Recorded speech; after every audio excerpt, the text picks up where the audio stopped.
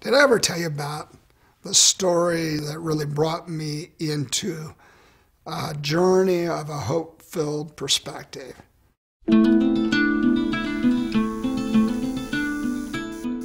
When I was about 26, I went to Eureka Springs, Arkansas, and I brought 2 other men with me and great friends, and I was experiencing a lot of misery at that time in my life, but I was around a lot of people that was the norm, and so I thought it was normal.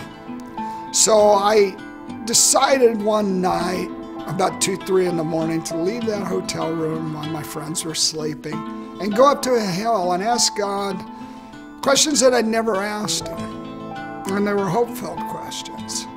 So I started to just be honest with him, and I was a bit afraid of what the answers could be or couldn't be in that place of unique vulnerability. But then I asked him, how much do you love me? How much do you want to enjoy me in this life? How much do you want to build with me and find pleasure in our journey together? He flooded my soul on that hill with answers, shouts of how much he loved me and desired me.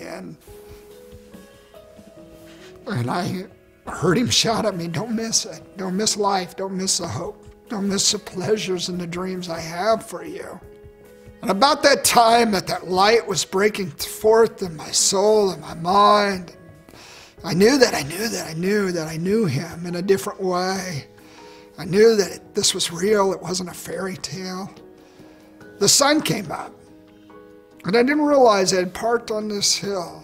And this hill overlooked all these rolling hills, and the sun hit the dew and hit the leaves on the trees, and I was just stunned by the beauty.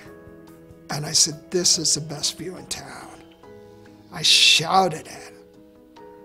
And I paused for a moment, and I felt this feeling and heard these thoughts. No, this isn't the best view of town. And it was very gentle, and I said, not the best view in town. And I said, no, the best view in town is down the hill. And I didn't know if it was my thoughts. I didn't know that God could talk to people. I didn't hear a voice out loud, but I had this beautiful impression that this sentence was really from God. I drove down the hill, and I just felt to stop in front of this little house in the woods that was right by a little creek, had a little water wheel in front of it, a stone house, very pleasant. And then I feel like I hear a shout in my spirit, this is the best view in town. And I say, well, why, Lord? And he said, because the people inside make it so. And I run back to these guys, drive back and run back to these guys in the room, and I wake them up and I say, inside, inside, inside. And I just go on and explode with my discovery. And everything's changing and evolving in my spirit, and I'm on this wondrous journey. We start to leave that hotel. And as we're walking out, we walk by this swimming pool. It's off to the side, and there's this couple, elderly couple, and they're outside. It's an outside pool. And there's rolling hills behind them, and they're playing their guitar, and they're singing sweet love songs to Jesus. So I said, let's find out their story real quick. So we go and we sit with them. And as we sit with them, we ask them about who they are. And we find out they were bootleggers, and they had given their lives to Jesus, and now they went from nursing home to nursing home, singing songs of hope to the hopeless and singing of a new perspective. And we ask them about hoping in God, and I talk about a few painful experiences in my life that I had known even as one who had followed God, and whether God had been there.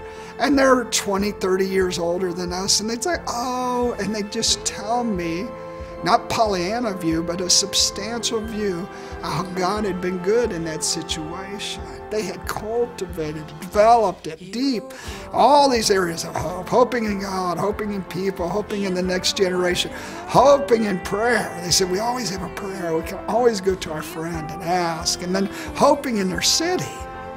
So we start to leave. And as we leave, we get almost out to the car. And the light bulb comes on. I said, come back there with me. So we walk up to this couple. I said, where do you live? And they said, well, you go up to the next street, and it's this wooded area where this hotel was, and you turn left. And I said, let me tell you. I said, you go around this winding curve. They said, yes. I said, you go through this patch of oak trees. They said, yes. I said, you get down to the bottom and there's a little creek. And they said, yes. I said, there's a little stone house there with the water wheel. They said, yes. I said, that's your house. They said, yes. I said, do you have the best view in town? And they said, oh, you know we have the best view in town. And I realized that they had the best view in town because the best view in town is from inside out. Because they had allowed it to be made so from our hopeful, joyful, happy God. So the lesson for us is that you have permission to live in hope. You have permission to have the best view